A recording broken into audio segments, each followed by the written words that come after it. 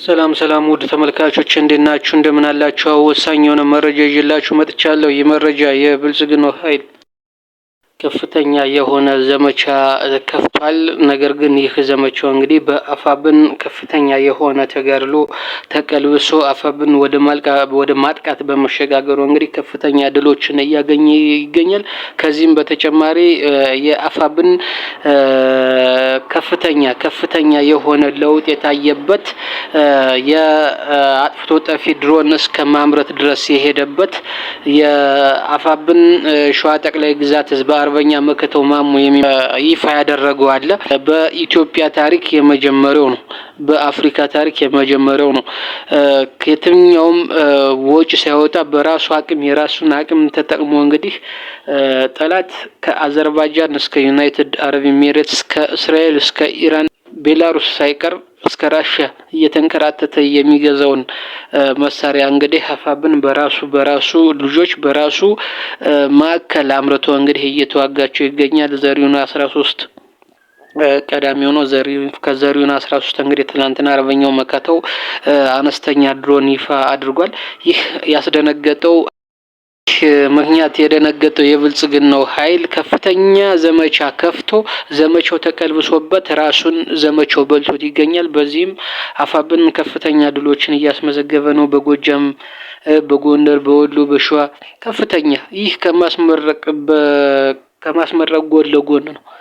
ጎን ለጎን ያስመርቃል፣ ብቁ ያደርጋል፣ ስልጠና ይሰጣል፣ ህዝብን እየሰበሰበ ግንዛቤ ይፈጥራል፣ ፖለቲካ ያሰለጥናል፣ ህዝብን ያረጋጋል፣ የህዝብን ንግድ ያሳልጣል። ማን? አፋብን ነው የሚያደርገው።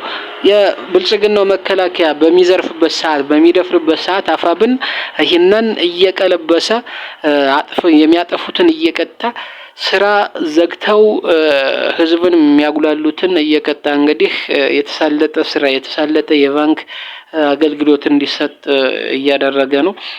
ይህ ምንድነው? ሞራል ከመገንባት አንጻር፣ ፖለቲካ ከማስረዳት አንጻር፣ ህዝቡን ከማነጽ አንጻር ለህዝቡ ግንዛቤ እየፈጠረ ብልጽግና ማን ነው የሚለውን በመረጃ እያጋለጠ እንግዲህ ከዚህ ጎን ለጎን ነው እየተዋጋ ያለው። ከዚህ ጎን ለጎን ምን በራሱ አቅም ነው እየተዋጋ ያለው።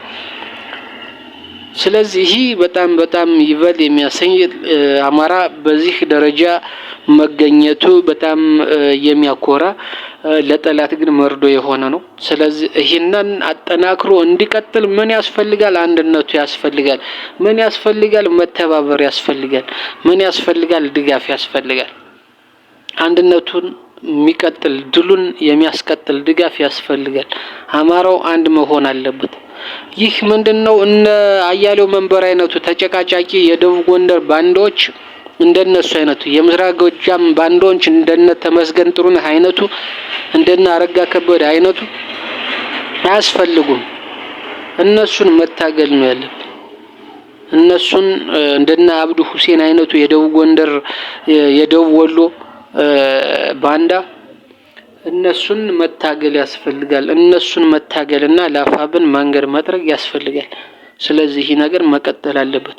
ይህ የአፋብን የአንድነቱ ውጤት ነው፣ የአማራ ትግል ውጤት ነው።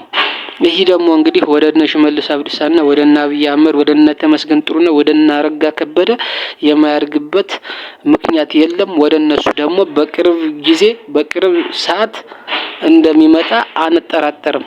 የኛ ስራ ምንድነው መሆን ያለበት? ሚዲያው አንድ ሆኖ የአፋብንን ድል እያደነቀ እየዘገበ እየደገፈ መቀጠል ነው። ጀግኖቻችን መሪዎቻችን ስራቸውን ሲሰሩ እንቅፋት አለመሆን የኛ ተቀዳሚው ስራችን መሆን አለበት።